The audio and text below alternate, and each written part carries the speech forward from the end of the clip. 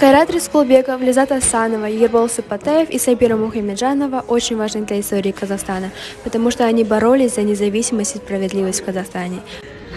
В советское время город носил название Целиноград.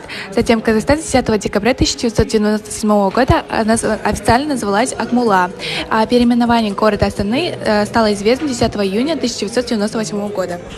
Балдарым туылған, семьям осында. Қазақстанды жақсы көрем. Страну с Днем Независимости. Желаю нашей стране все самого хорошего и лучшего. Молодец. Люблю свою родину.